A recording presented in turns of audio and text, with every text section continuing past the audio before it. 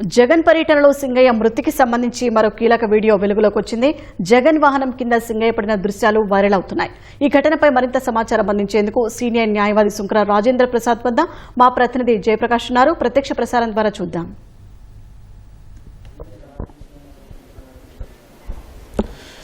షాహీన్ ఇటీవల రెంటపాళ్ల గ్రామంలో జగన్ పర్యటించారు. ఆ పర్యటనలో సింగయ్య అనే వ్యక్తి మృతి చెందారు. జగన్ పర్యటిస్తున్న వాహనం కింద పడి చనిపోయాడని తాజాగా విజువల్స్ వెలుగులోకి వచ్చాయి. అసలు ఇటువంటి సంఘటనలు జరిగినప్పుడు పోలీసులు ఏ విధంగా వ్యవహరిస్తారు, అదేవిధంగా ఎటువంటి జాగ్రత్తలు తీసుకోవాలి, ఎటువంటి సెక్షన్లు నమోదయ్యే అవకాశం ఉంది తెలిపేందుకు మనతోటి సీనియర్ న్యాయవాది ఎస్ఆర్పి గారు ఉన్నారు. వారిని అడిగి పూర్తి వివరాలు తెలుసుకుందాం. చెప్పండి సార్, ఇటీవల జగన్ పర్యటన జరిగింది. పర్యటిస్తున్న వాహనం కింద ఒక వ్యక్తి పడి మరణించారు, కొంత దూరం ఈడ్చుకెళ్ళింది కూడా అని చెప్తూ ఉన్నారు. దానికి సంబంధించి ఇటువంటి ఘటనల్లో ఎటువంటి సెక్షన్ల కింద కేసు నమోదు చేసే అవకాశం ఉంటుంది? 4 రోజుల నాడు మాజీ ముఖ్యమంత్రి జగన్మోహన్ రెడ్డి గారి పర్యటన సందర్భంగా ఆయన కాన్వాయ్ వాహనం కింద ఒక వ్యక్తి యాక్సిడెంట్ అవటం, గాయపడటం, తర్వాత మరణించారనేటువంటి విషయాలు మనకు తెలుసు. కానీ ఈరోజు వచ్చినటువంటి ఒక విజువల్ కనుక చూస్తే జగన్మోహన్ రెడ్డి గారు ప్రయాణం చేసేటువంటి వాహనం కిందే ఆ వ్యక్తి పడినట్టుగా కనపడతా ఉన్నది. మొట్టమొదటిగా దాన్ని పోలీసు వాళ్ళు నిగ్గు తేల్చవలసింది ఆ యొక్క విజువల్ నిజమైనదా లేకపోతే మార్ఫింగ్ ఏమైనా జరిగిందా అనేటువంటిది ఒక విచారణ చేయాల్సినటువంటి అవసరం ఉంటుంది. అది నిజమైందని తేలితే కనుక చాలా సమస్యలు మన ముందుకు వస్తాయి. ఎందుకన్నట్లయితే అంత ప్రదర్శనగా వెళ్తున్నప్పుడు అంతమంది పోలీసులు ఉన్నప్పుడు జగన్మోహన్ రెడ్డి గారి వాహనం కిందే అది జరిగినప్పుడు మరి దాన్ని ఎందుకు ఇంతకాలం మభ్యపెట్టారు, అది బయట రాకుండా ఎందుకు చేశారు అనేటువంటిది ఒకటి. అది ఎందుకంటే అంతమంది ఉన్నప్పుడు ఎవరు చూడకుండా ఉండేటువంటి జరిగేది కాదు కాబట్టి. రెండో విషయం, చట్ట ప్రకారం ఏం చేయొచ్చు అనే దానికి వచ్చినప్పుడు మనకి గతంలో 304A అనేటువంటి సెక్షన్ ఐపీసీలో ఉన్నది. కొత్తగా సెక్షన్ మారిన తర్వాత 106 అనేటువంటిది కొత్తగా తీసుకురావడం జరిగింది. 106 ప్రకారం అయితే ఇది 5 సంవత్సరాలు శిక్ష పడేదానికి అవకాశం ఉంటుంది. కానీ దీని దగ్గరకు వచ్చేసరికి ఈ విజువల్గా నిజం అయితే, ఎందుకన్నట్టు ఒక యాక్సిడెంట్ జరిగిన తర్వాత ఆ వాహనం నడిపేటువంటి వ్యక్తి ఆ యాక్సిడెంట్ గురించి రిపోర్ట్ ఇవ్వకుండా కనుక వెళ్ళిపోతే ఆ శిక్ష 10 సంవత్సరాల వరకు శిక్ష పడేటువంటి అవకాశం ఉంటుంది. నిజంగా జగన్మోహన్ రెడ్డి గారి వాహనం కింద పడి ఆ డ్రైవర్ ఏ విధంగా పోలీసులకి ఏ విధమైనటువంటి రిపోర్ట్ ఇవ్వకుండా వెళ్ళిపోయాడు కాబట్టి 106లో రెండవ సబ్సెక్షన్ దీనికి అమలవుతుంది. అప్పుడు దీనికి 10 సంవత్సరాలు కూడా శిక్ష పడేటువంటి అవకాశం ఉంటుంది.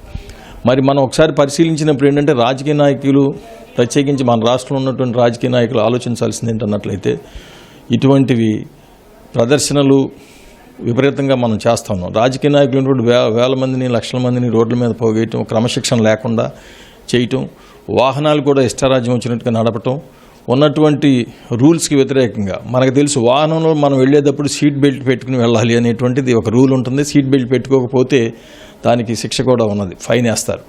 కానీ వాహనాన్ని డోర్ తెరిచి బయట నిలబడి ప్రయాణం చేయటం అనేక మంది రాజకీయ నాయకులను చూస్తూ ఉన్నాం. మరి చట్టసభల్లో సభ్యులుగా ఉండి చట్టాలు చేసేటువంటి వాళ్ళే చట్టాన్ని బహిరంగంగా ఉల్లంఘించటం, ఇటువంటి పనులు మనం చేయొచ్చా లేదా అనేటువంటిది కూడా గమనించాల్సినటువంటి అవసరం ఉన్నది. ఏ విధమైనటువంటి క్రమశిక్షణ లేకుండా ఒక అరాచకాన్ని తీసుకురావటం, ప్రజల ప్రాణాలను పోగొట్టడానికి ఇటువంటి కార్యక్రమాలు చేయకుండా క్రమశిక్షణగా ఎలా చేయాలి అనేటువంటిది కూడా రాజకీయ పార్టీ నాయకులు చూసుకోవాల్సినటువంటి బాధ్యత ఉన్నది. ఈ ఘటనపై ప్రభుత్వం ఎటువంటి చర్యలు చేపట్టే అవకాశం ఉంటుంది? ప్రభుత్వం పరంగా వాళ్ళు చేసేది కంటే కూడా ఇది పోలీసులు చేయాల్సినటువంటి పనులు చాలా ఉంటాయి దీంట్లో.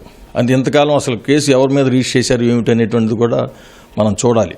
ఎందుకంటే ఒక వ్యక్తి మరణించినప్పుడు మరి వెంటనే పోలీసులు యాక్సిడెంట్లో చనిపోయినప్పుడు ఒక కేసు రిజిస్టర్ చేయాల్సినటువంటి అవసరం ఉంటుంది. ఏ వాహనం మీద పెట్టారు, ఏమిటి వివరాలు ఏమైనా చేశారా లేదా అనేది పోలీసుల నుంచి ఇంతవరకు వివరణ వచ్చినట్లుగా కనపట్టలేదు. ఇప్పుడు ఏమిటంటే పోలీసులు ఈ విజువల్ కనుక ఇందాక మనం అనుకున్నట్లుగా ఇది నిజమైనదే, ఇది మార్ఫింగ్ కాదు అనేటట్లయితే ఎవరు దాన్ని అప్పుడు ఆ వాహనాన్ని డ్రైవర్గా ఉన్నారో వాళ్ళ మీద ఏంటంటే 106 Part 2 కింద ఏంటంటే పెట్టవచ్చు. ఇందాక చెప్పినట్టుగా దానికి ఏంటంటే యాక్సిడెంట్ అయిపోయిన తర్వాత మరణించినా కూడా దాన్ని రిపోర్ట్ చేయకుండా వెళ్ళిపోవటం వల్ల దీనికి 10 సంవత్సరాల వరకు శిక్ష పడేటువంటి అవకాశం కూడా ఉంటుంది. అది పోలీసులు ఏంటంటే సరిగ్గా విచారణ చేసి వాళ్ళ మీద ఛార్జ్షీట్ దాఖలు చేయాల్సిన బాధ్యత వాళ్ళ మీద ఉంటుంది.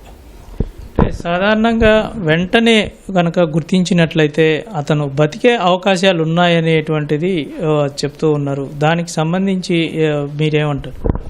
తప్పనిసరిగా యాక్సిడెంట్ అయినప్పుడు వెంటనే వైద్య సహాయం అందించాలి అనేటువంటిది కనీసమైనటువంటి పరిజ్ఞానం. ఎందుకంటే ఇప్పటికి కూడా అనేకమైనటువంటిది యాక్సిడెంట్లు అయినప్పుడు హిట్ అండ్ రన్ కేసుల్లాగా ఉండటానికి దీంట్లో వీలు లేదు. మనం గుద్దేసి వెళ్ళిపోతూ ఉంటే అది అరాచకంగా తప్పితే మరొకటి కాదు కదా. అదే మరి మాజీ ముఖ్యమంత్రి ప్రయాణం చేసే వెహికల్ అటువంటిది జరిగిందంటే మన రాజకీయ నాయకుల పరిస్థితి, వీళ్ళందరి పరిస్థితి కూడా ఒకసారి మనం ఆలోచించాల్సినటువంటి అవసరం ఉంది. డెఫినెట్గా మనిషి చనిపోయేంత వరకు మనం వెంటనే వైద్యం చేయించి బతికించాలనేటువంటి తపన ప్రతి మనిషికి ఉంటుంది. మరి వైద్యం ఆలస్యమైన కొద్దీ ప్రాణాలు పోయే అవకాశాలు పెరుగుతాయి కాబట్టి వెంటనే వైద్య సదుపాయాలు అందించితే అవకాశాలు మెరుగుపడేదానికి ఉన్నది కాబట్టి అది కూడా ఏంటంటే మనుషుల యొక్క ప్రాణాలంటే ఏమాత్రం బాధ్యత లేకుండా విలువ లేకుండా పోయినటువంటి పరిస్థితి కూడా మనం గమనిస్తూ ఉన్నాం. దీంట్లో ఇంత భారీగా జనం వచ్చినప్పుడు అటు కార్యక్రమం నిర్వహించే వాళ్ళు కూడా అంత భారీగా జనాన్ని కూడగట్టినప్పుడు ఎటువంటి జాగ్రత్తలు తీసుకోవాల్సిన అవసరం ఉంటుంది? ఇది ఇట్లాగా జరగటం దేనికి నిదర్శనం? మనం ఇందాక నేను చెప్పినట్టుగా మనకు చాలా రాజకీయ పార్టీల్లో కార్యకర్తలు వాళ్ళు క్రమశిక్షణ నేర్పని పరిస్థితి మన ఆంధ్ర రాష్ట్రంలో ప్రత్యేకంగా చూస్తూ ఉన్నాం. వాళ్ళ నాయకుడు వచ్చాడంటే రోడ్ల మీదకి రావటం, వెర్రి గంతులు వేయటం, వెనక ముందు చూసుకోకపోవటం, ఏం జరుగుతుంది అనేటువంటిది ఏమాత్రం బాధ్యత లేనటువంటి పరిస్థితి. అదేవిధంగా రాజకీయ నాయకులు కూడా ఇటువంటివి జరుగుతున్నప్పుడు వాళ్ళు మనం ఏం చేయాలి అనేటువంటిది కూడా చూడాల్సిన బాధ్యత వాళ్ళ మీద ఉన్నది. ఇదంతా కూడా ఏంటంటే కార్యకర్తలకి ఏమంటే క్రమశిక్షణ నేర్పకపోవటం, వీళ్ళే క్రమశిక్షణగా లేకపోవటం, వీళ్ళే ఒక కార్యక్రమం మనం నిర్వహిస్తున్నామంటే దానికి ఉన్నటువంటిది మాకు ఎంతమంది వస్తారు ఏంటని పోలీసులకు ముందే చెప్పటం, లేదు ఎక్కువ మందిని అటువంటి సమస్యలు వస్తాయి అనుకున్నట్లయితే వాళ్ళందరినీ కూడా సమీకరించకుండా మనం ఏం చేయాలి అనేటువంటిది కూడా రాజకీయ పార్టీగా ఒక ప్రణాళిక వాళ్ళు రూపుదిద్దుకోవాల్సినటువంటి అవసరం ఉన్నది. కానీ నాయకుడు వస్తున్నాడు కదా అని అందరిని రమ్మని చెప్పి దానికి తగినటువంటి ఏర్పాట్లు చేయకుండా దానికి తగినటువంటి క్రమశిక్షణాయుతంగా మెలిసే విధంగా ఏ విధమైనటువంటి చర్యలు తీసుకోకుండా చేస్తే ఏంటంటే ఇటువంటి తొక్కిసలాటలు, ఇటువంటి యాక్సిడెంట్స్ జరుగుతూ ఉంటాయి. మనం కూడా రాష్ట్రంలో మనం అనేక సందర్భాల్లో చూస్తూ ఉన్నాం. ఇవేంటంటే ఇది ఏదో యాక్సిడెంట్ మరణాలుగాను మనం చూడాల్సినటువంటి అవసరం లేదు. ఎవరైతే ఆ కార్యక్రమాలకు పాల్పడుతున్నారో వాళ్ళు చేసినటువంటి హత్యలుగానే భావించాల్సి వస్తుంది. వాళ్ళు కనుక ఏ విధమైనటువంటి చర్యలు తీసుకోకుండా అరాచకంగా ఇటువంటి కార్యక్రమాలు కనుక చేసినట్లయితే భవిష్యత్తులో ఇటువంటి ప్రదర్శనలకు వెళ్ళినప్పుడు కానీ నిర్వహించినప్పుడు కానీ ఎటువంటి జాగ్రత్తలు తీసుకోవాల్సిన అవసరం ఉంటుంది? ప్రభుత్వం ఎటువంటి నియమ నిబంధనలు పాటించాల్సిన అవసరం ఉంటుంది? అంటే ప్రతి వాళ్ళకి స్వేచ్ఛ అనేటువంటిది ఉన్నది. ఆ స్వేచ్ఛ ఏంటంటే ఇతరుల మరణానికి దారితీసే దగ్గర ఉండకూడదు అనేటువంటిది మనం గమనించాలి. మనం ఒక కార్యక్రమం చేస్తున్నాం అంటే దానికి ఉన్నటువంటి ప్రణాళిక ఏంటి, ఆ కార్యక్రమం సైజ్ ఎంతమంది జనం వస్తున్నారు ఏమిటి అనేటువంటి ఉన్నప్పుడు ముందు పోలీసుల నుంచి దానికి తగినటువంటి అనుమతులు తీసుకుంటాం, దానికి తగినటువంటి కట్టుదిట్టాలు కూడా వాళ్ళు చేసేటట్లు మాట్లాడాల్సినటువంటి బాధ్యత ఉంటుంది. పార్టీగా కొన్ని నిర్ణయాలు తీసుకుని పార్టీ నాయకులకు చెప్పి కార్యకర్తల్ని ఇష్టం వచ్చినట్టుగా సమీకరించవద్దని, సమీకరించిన వాళ్ళని ఒక క్రమశిక్షణలో పెట్టేదాని కోసం పార్టీ కార్యకర్తలను కూడా వాలంటీర్లుగా పెట్టి వాళ్ళని కూడా సరి చేసుకోవాల్సిన బాధ్యత ఆ కార్యక్రమం చేసేటువంటి పార్టీ మీద ఉంటుంది అనేటువంటి కూడా మనం గమనించాలి.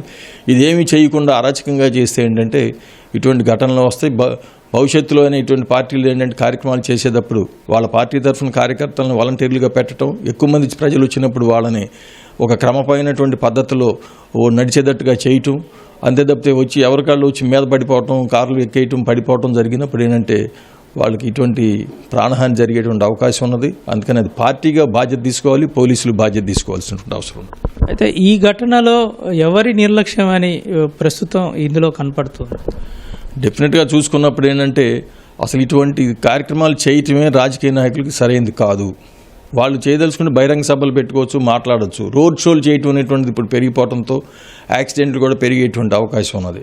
రోడ్ షోలు పెరిగినప్పుడు కూడా వచ్చినప్పుడు ప్రజలు ఏంటంటే కార్లకు అడ్డం పట్టడం, వచ్చి మీద పడిపోవటం కాకుండా వాళ్ళని క్రమ పద్ధతుల్లో వాళ్ళు అభినందనలు చెప్పదలుచుకుంటారు, లేకపోతే దండలు పూలు జల్లదలుచుకుంటారు ఏంటంటే దానికి ఒక క్రమ పద్ధతిలో వాళ్ళ ప్రాణహాని కలగకుండా, యాక్సిడెంట్ జరగకుండా, తొక్కిసలాట జరగకుండా ఉండేటువంటి ఒక ప్రణాళికాబద్ధమైనటువంటి చర్యలను తీసుకోవాల్సిన బాధ్యత ఆ పార్టీ మీద ఉంటుంది, ప్రజల మీద ఉంటుంది. అది తీసుకున్నప్పుడు ఇటువంటివి జరుగుతాయి. ఇది సీనియర్ న్యాయవాది రాజేంద్ర ప్రసాద్ చెప్తుంది. కెమెరామెన్ కోటితో జయప్రకాష్, ఈటీవీ న్యూస్, విజయవాడ.